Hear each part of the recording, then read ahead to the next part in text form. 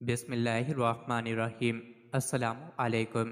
روزانہ واقعات سننے کے لیے اس چینل کو سبسکرائب کریں۔ ایک دفعہ ایک تاجر کی بیوی کا سونے کا لاکٹ چوری ہو گیا۔ تاجر بڑا پریشان ہوا کیونکہ وہ لاکٹ بہت ہی قیمتی تھا۔ تاجر نے بیوی سے پوچھا، بتاؤ کہ تجھے کس پر شک ہے؟ بیوی نے کہا کہ آپ تو جانتے ہیں کہ گھر میں مالی، نوکرانی، چوکیدار اور باورچی موجود رہتے ہیں، اور ان چاروں کے علاوہ ہمارے گھر میں کوئی داخل نہیں ہوتا، اور نہ ہی کافی دنوں سے کوئی مہمان ہمارے گھر آیا ہے، لہٰذا ان چاروں میں سے کسی ایک نے لاکٹ چوری کیا ہے۔ بیوی نے تاجر سے کہا کہ آپ پولیس کو بلائیں تاکہ وہ ان کو پکڑ کر تھانے لے جائیں۔ تاجر نے بیوی سے کہا کہ اطمینان رکھو، گھر کی بات اگر گھر میں ہی رہ جائے تو بہتر ہے، میں کوئی نہ کوئی طریقہ تلاش کرتا ہوں جس سے چور کی نشاندہی ہو سکے اور مجھے اشارہ مل جائے۔ تاجر نے کافی دیر بیٹھ کر سوچا اور پھر بازار سے ایک مٹھائی کا ٹوکرا لے آیا اور اپنے چاروں ملازموں، جن میں باورچی، مالی، نوکرانی اور چوکیدار شامل تھا، ان سب کو ایک کمرے میں بلایا۔ سب نے پوچھا کہ مالک کی مٹھائی کس خوشی میں بانٹی جا رہی ہے۔ مالک نے کہا کہ 8 سال بعد اللہ نے میرے گھر میں خوشی کی نوید سنائی ہے، میں باپ بننے والا ہوں، اسی خوشی میں مٹھائی تقسیم کر رہا ہوں، تو سب اپنے اپنے حصے کے لڈو اٹھاؤ۔ تمام ملازمین نے اپنی مرضی کے لڈو اٹھائے اور واپس جانے لگے تو مالک نے کہا، ٹھہرو ذرا، تم سب کے لیے میرے پاس ایک اور بھی سرپرائز ہے۔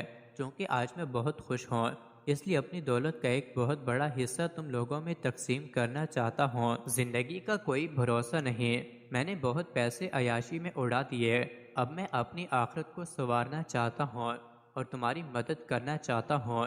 سامنے 2 بیگ پڑے ہیں، ان میں سے ایک میں قرآن پاک ہے، جبکہ دوسرا بیگ پیسوں سے بھرا ہے، 2 میں سے کسی ایک چیز کا انتخاب کر لو۔ قرآن مجید والا بیگ اٹھا لو یا پھر پیسوں والے بیگ میں سے پیسے اٹھا لو، بہرحال دونوں صورتوں میں فائدہ تمہارا ہی ہوگا، شاید ایک صورت میں زیادہ اور دوسری صورت میں کم ہوگا، مگر فائدہ ضرور ہوگا۔ تاجر نے سب سے پہلے باورچی سے کہا کہ دونوں میں سے کسی ایک بیگ کو منتخب کر لو۔ پیسوں سے بھرے بیگ کو دیکھ کر باورچی لالچ میں آ گیا۔ اس نے کہا، صاحب، بے شک قرآن مجید سے کچھ افضل نہیں، مگر میں ساری زندگی آپ لوگوں کو مزے مزے کے کھانے کھلاتا رہا، مگر مہینے کا صرف 20,000 ملتا تھا، بیگ میں موجود پیسے میری 10 سال کی نوکری سے زیادہ ہیں۔ یہ کہتے ہوئے اس نے بیگ میں سے بہت سے نوٹ اپنی جھولی میں ڈالے اور سائڈ پر ہو گیا۔ اب مالی کی باری تھی۔ مالی نے کہا کہ صاحب، میں نے اس گھر کے پودوں کو پال پوس کر بڑا کیا، حتیٰ کہ وہ تناور درخت بن چکے ہیں، مگر 15,000 ماہانہ تنخواہ میں میرا گزارا مشکل سے ہوتا رہا، میں اس مقدس کتاب کے بجائے پیسے اٹھاؤں گا۔ مالی نے بھی پیسوں سے اپنی جھولی بھر لی۔ اب چوکیدار کی باری تھی۔ اس نے بھی کہا کہ 10 سال سے اس گھر کی رکھوالی کرتا رہا، مگر بس گزارا ہی ہوتا رہا اور میرے حالات نہ بدل سکے۔ اس نے بھی اپنے حصے کی جھولی نوٹوں سے بھر لی، بیگ میں اب بھی کافی پیسے بچے تھے۔ اب مالک نے نوکرانی سے کہا کہ تمہیں بھی پیسوں کی بہت ضرورت ہوگی، اس لیے باقی پیسوں سے جھولی بھر لو۔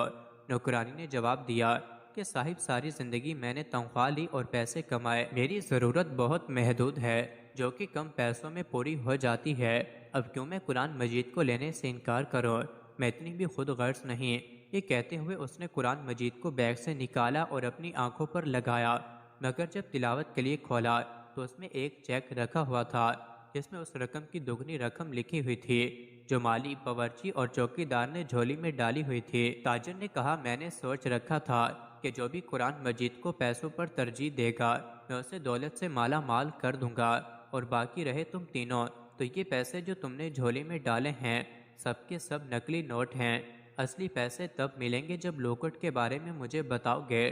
تینوں میں سے کسی نے بھی منہ نہ کھولا اور کچھ نہ بتایا تو پولیس کو بلایا گیا، اور مار پڑتے ہی انہوں نے اس بات کا اقرار کیا کہ باورچی نے بیگم صاحبہ کی الماری کھلی دیکھی تو لالچ میں آ کر لوکٹ اٹھا لیا اور مالی کو اشارہ کر کے باہر پھینکا۔ مالی نے آنکھ بچاتے ہوئے لاکٹ اٹھایا اور چوکیدار کو دے دیا۔ چوکیدار نے وہ لاکٹ فلاں سونار کو دیا اور پیسے ہم تینوں نے آپس میں تقسیم کر لیے۔